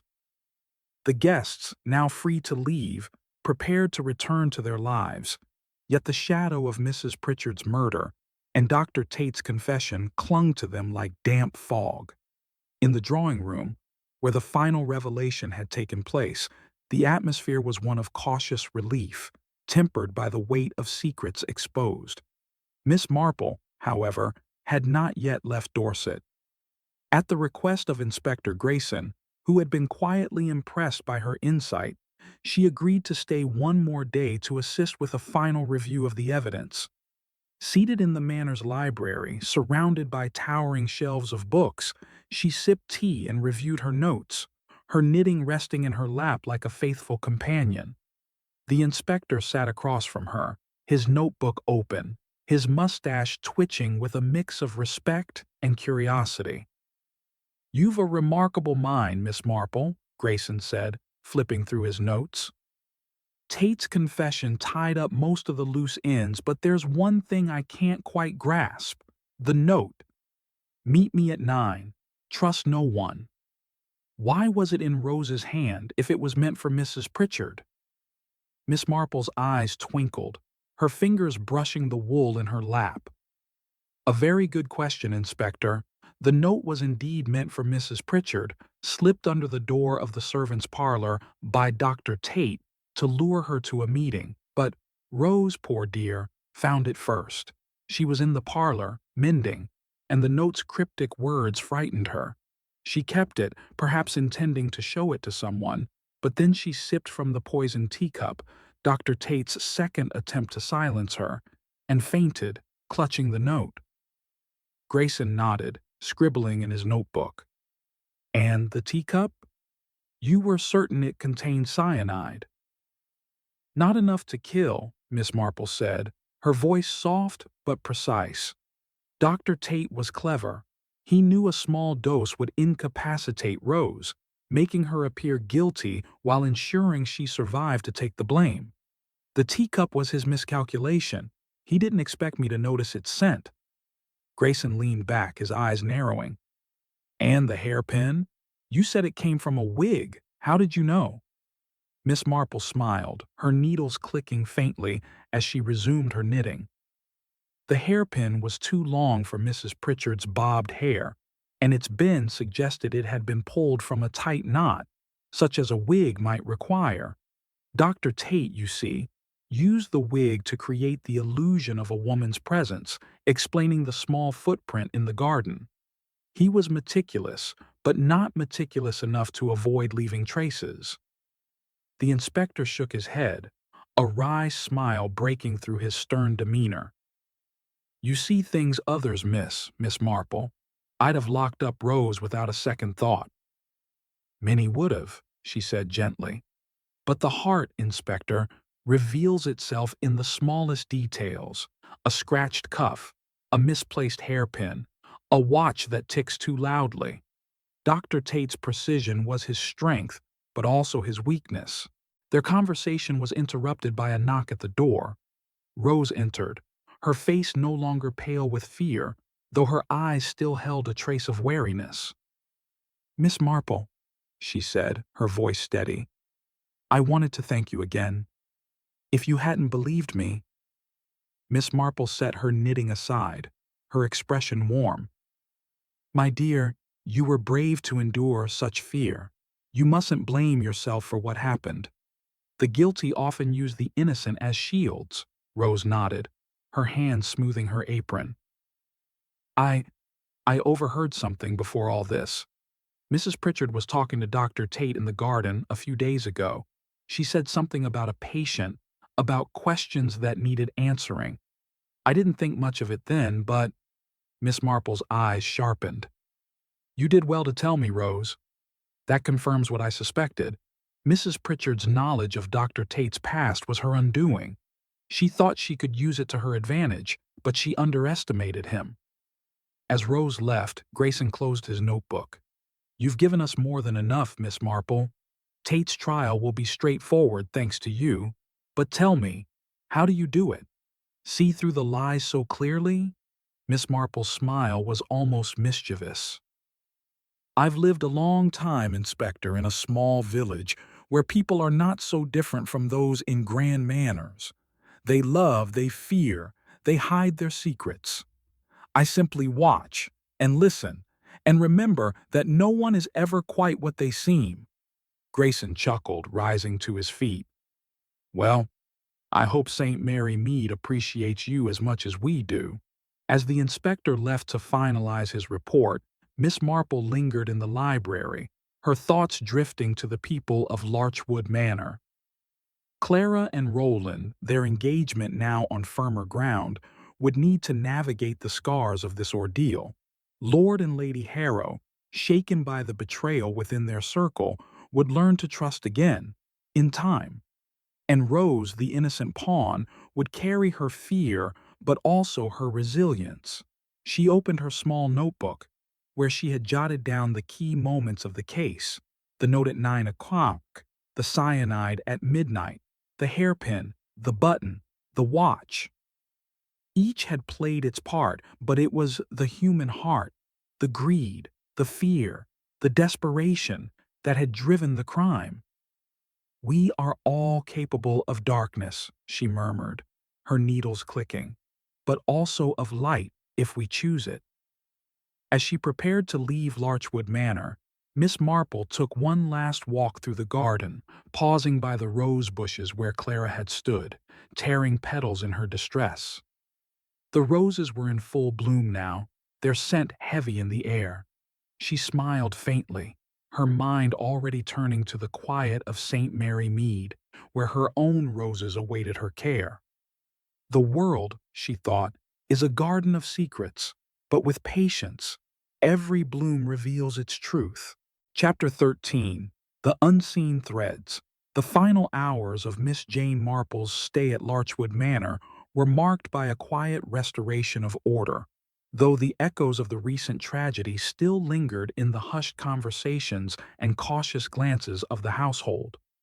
The Dorset sun, now high in the sky, bathed the estate in a warm glow, softening the edges of the grim events that had unfolded. The guests, no longer confined by Inspector Grayson's orders, began to make their farewells, their bags packed, and their faces reflecting a mixture of relief and lingering unease. Yet Miss Marple, ever observant, sensed that not all questions had been answered, and not all secrets had been laid bare. Seated in the library, where she had spent much of her time unraveling the mystery, Miss Marple reviewed her notes once more, her knitting resting in her lap. The silver button, the bent hairpin, the scratched nightstand, the almond-scented teacup, the cryptic note, all had pointed to Dr. Malcolm Tate's guilt, and his confession had sealed the case. But there was a faint tug at the edge of her mind, a loose thread in the tapestry she had woven.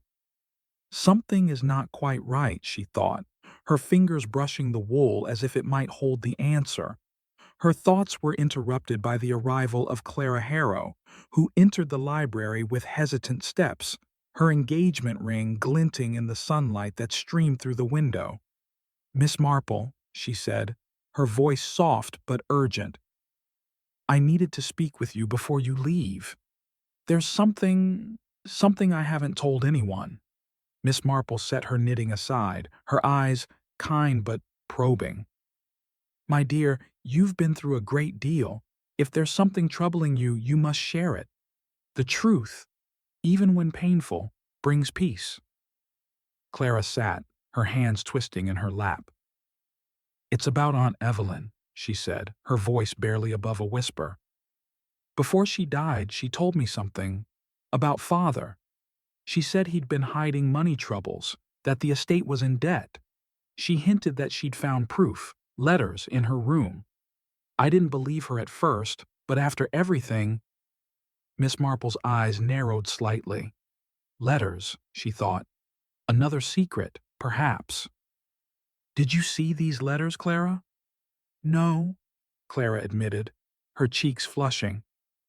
"I was too afraid to look, but I heard her arguing with Father the day before she died. It was in the study, around noon. She said something about exposing the truth and saving the family. Father was furious. He told her to keep quiet or she'd regret it. Miss Marple's needles remained still, her mind racing. Lord Harrow's bluster, his quickness to accuse Rose, his insistence on moving past the tragedy, it all took on a new light. A motive, perhaps, she thought, but not for murder. Dr. Tate's guilt was certain, supported by the physical evidence and his confession. Yet Clara's revelation suggested another layer to Mrs. Pritchard's death, a motive that might have driven others to wish her silenced. "Thank you, Clara," Miss Marple said gently. "You've done the right thing by telling me. But you mustn't fear. Your father's troubles, if true, are a matter for him to resolve. Mrs. Pritchard's death was Dr. Tate's doing, and he will face justice." Clara nodded, her shoulders sagging with relief, though her eyes remained shadowed. "I just want this to be over," she whispered. "I want to start again with Roland, without all these secrets." Miss Marple smiled, her voice warm. "You will, my dear. The heart heals, given time and honesty." As Clara left, Miss Marple turned her attention to the study, where Lord Harrow spent much of his time. She slipped inside, her movements silent, and scanned the room. The desk was cluttered with papers, ledgers, and correspondence, but nothing immediately suggested the letters Clara had mentioned. Yet as she examined the blotter, she noticed a faint indentation, as if a heavy object had been pressed into it, a seal perhaps, or a stamp.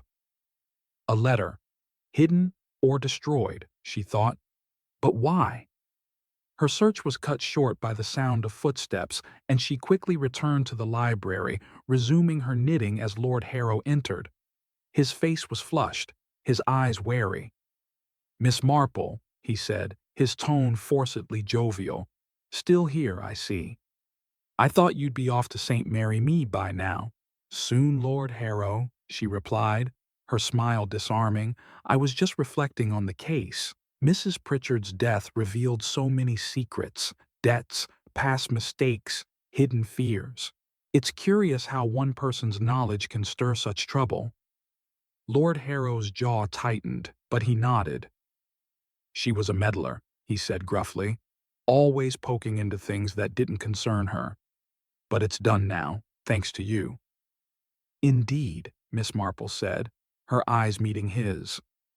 "But not all secrets are done," she thought, noting the faint tremor in his hand. She decided not to press further. Lord Harrow's troubles, if real, were a matter for another day, and her role in this drama was complete. As she prepared to leave, Miss Marple took one last walk through the manor, pausing in the servants' parlor where the teacup had been found. The room was tidy now, the tray cleared, but the memory of that faint almond scent lingered in her mind. She thought of Rose, whose innocence had been so nearly sacrificed, and of Dr. Tate, whose precision had been his undoing. And she thought of the unseen threads, the debts, the letters, the unspoken fears that still bound Larchwood Manor. Returning to the library, she packed her knitting and her notebook, her heart light despite the weight of what she had uncovered. "The world is full of secrets," she murmured, her fingers brushing the wool. "But the truth, like a good stitch, holds fast." As she stepped into the carriage bound for the station, the manor receding behind her, Miss Marple's thoughts turned to St. Mary Mead, where her roses and her quiet life awaited. Yet she knew, with a certainty born of experience, that other mysteries would find her, drawn by the unerring pull of human nature. Chapter 14. The Lingering Shadows. As Miss Jane Marple's carriage rattled away from Larchwood Manor, the estate's ivy-clad walls faded into the Dorset mist, yet the echoes of its secrets lingered in her mind. The resolution of Mrs. Evelyn Pritchard's murder had brought justice, with Dr. Malcolm Tate's confession tying up the threads of evidence, the silver button, the bent hairpin, the scratched nightstand, the almond-scented teacup, the cryptic note. Yet Clara's revelation about her father's hidden debts and the mysterious letters hinted at deeper currents, secrets that, while not central to the murder, cast long shadows over the household. Miss Marple, ever attuned to the subtleties of human nature, knew that some truths remain buried, waiting for another day to surface. Back at the manor, the morning unfolded with a fragile sense of normalcy. The guests had departed, their farewells tinged with relief, and the servants moved through their tasks with renewed purpose. Lord and Lady Harrow, though shaken, began to plan for the future, their focus turning to Clara's engagement and the estate's reputation. Rose, the housemaid, was reinstated with a quiet apology from Lord Harrow, her innocence now unquestioned. Yet the manor felt different, as if the walls themselves held the memory of betrayal. Miss Marple, now settled in her train compartment bound for St. Mary Mead, opened her small notebook, reviewing the case one final time. Her knitting lay beside her, the needle silent for the moment, but her mind was active, weaving together the final threads.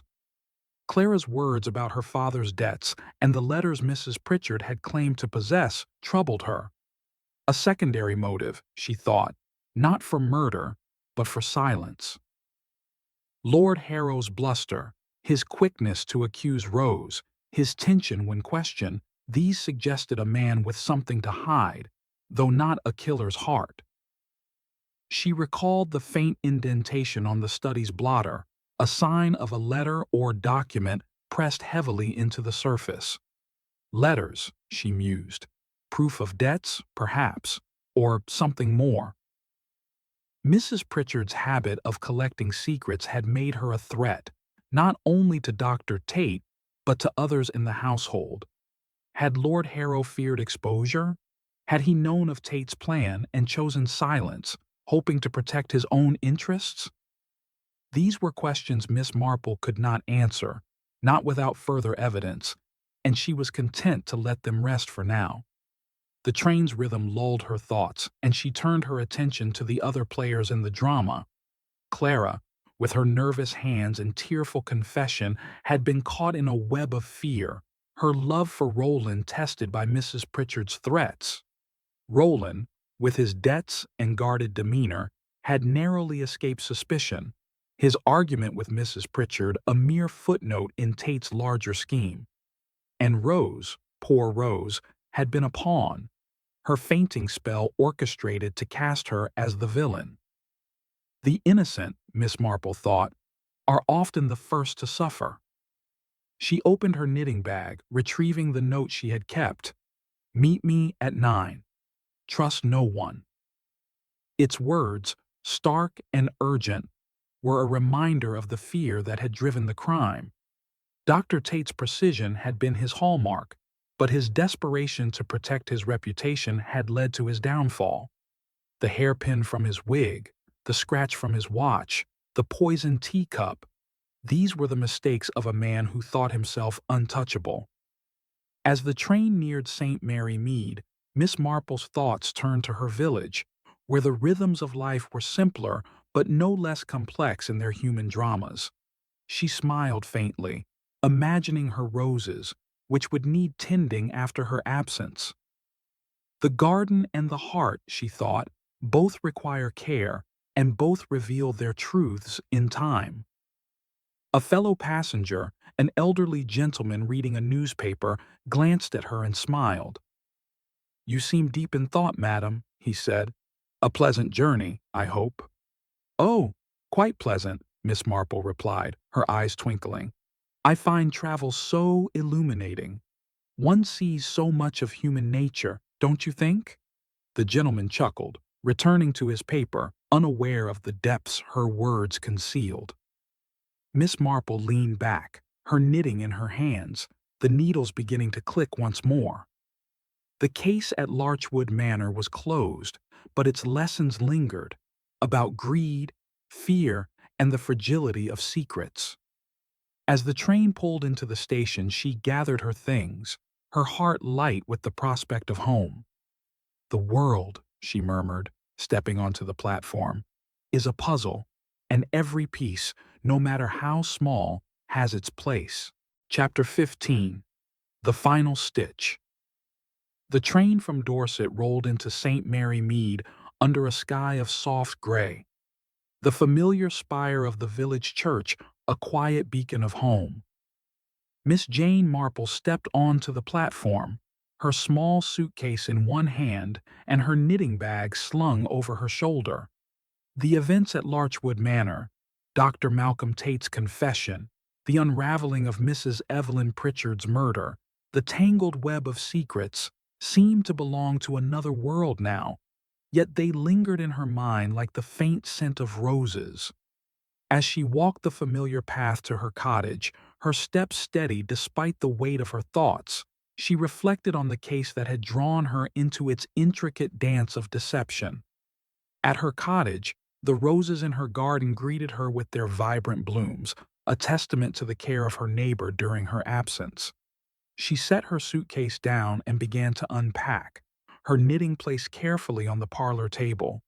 The needles, silent for the journey, seemed to beckon, and she settled into her armchair, the wool familiar in her hands.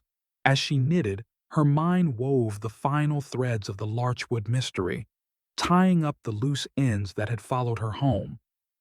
The case had been a classic one, she mused, with all the hallmarks of human frailty, greed, fear, and the desperate need to protect one's secrets. Dr. Tate's meticulous nature had been his undoing, betrayed by the smallest details: a scratched cuff, a bent hairpin, a watch that ticked too loudly. The silver button, the muddy footprint, the almond-scented teacup, all had played their part, but it was the note, "Meet me at 9, trust no one," that had set the stage. A lure meant for Mrs. Pritchard, but found by Rose, the innocent pawn. Miss Marple's thoughts turned to Clara Harrow, whose tearful confession had revealed the pressure of her aunt's threats, and to Roland Eversley, whose debts had made him a target. Lord Harrow's hidden financial troubles, hinted at by Clara, remained unresolved, a shadow over the manor that Miss Marple had chosen not to pursue. Some secrets, she thought, are best left to time. Her role had been to find the murderer, not to unravel every thread of the household's private struggles. She paused, her needle still, and opened her small notebook, where she had recorded the key moments of the case. The timeline was clear. The note at 9, the argument between Roland and Mrs. Pritchard at 9:30, the cyanide administered near midnight. The hairpin from Tate's wig had explained the footprint. The scratch on the nightstand had matched his watch. Rose's fainting spell, induced by a trace of cyanide in the teacup, had been a cruel attempt to frame her. Each clue had been a stitch, and Miss Marple had knitted them into a pattern that revealed the truth. As she resumed her knitting, she thought of Rose, whose resilience had shone through her fear, and of Mrs. Pritchard, whose love of secrets had invited her doom. People are so like my roses, she mused, beautiful but fragile, and sometimes hiding thorns. Dr. Tate, with his precise mind and desperate ambition, had been the thorn that pierced the heart of Larchwood Manor, but he was not alone in his flaws. Every soul in that house had carried their own burdens, their own shadows. A knock at the door interrupted her thoughts. It was Dolly Bantry, her friend and neighbor, her face alight with curiosity. "Jane, you're back!" she exclaimed, settling into a chair. "You must tell me everything. Larchwood Manor, the murder, all of it. The village is buzzing with rumors." Miss Marple smiled, her eyes twinkling. "Oh, Dolly, it was a sad business, but not so different from our little dramas here in St. Mary Mead. A woman was poisoned, a clever man thought himself untouchable, and the truth came out, as it always does." Dolly leaned forward, her eyes wide. "Poisoned! And you solved it, of course. How do you do it, Jane? See what no one else does?" Miss Marple's needles clicked softly, a rhythm as steady as her thoughts. "It's only a matter of watching, Dolly. People are much the same, whether in a grand manor or a village cottage. They love, they fear, they hide their secrets. And the smallest things, a word, a glance, a misplaced hairpin, tell the story, if you know how to listen. Dolly laughed, shaking her head. You make it sound so simple, but I know better. You're a marvel, Jane Marple. Miss Marple smiled, her hands moving with the wool. Not a marvel, my dear. Just an old woman who likes to knit and notice things. The world is full of patterns, and I simply follow the threads. As Dolly chattered on, Miss Marple's thoughts drifted back to Larchwood Manor, to the faces she had left behind. Clara and Roland, perhaps stronger for their ordeal. Rose, free to rebuild her trust. Lord and Lady Harrow, facing their own hidden struggles. And Dr. Tate, whose trial would bring justice, if not peace. The case was closed, the stitches complete, but life, she knew, would bring new puzzles, new threads to unravel. She looked out at her garden, where the roses swayed in the evening breeze. The heart, she murmured, her needles clicking, is a garden of its own. And every garden, with care, yields its truth.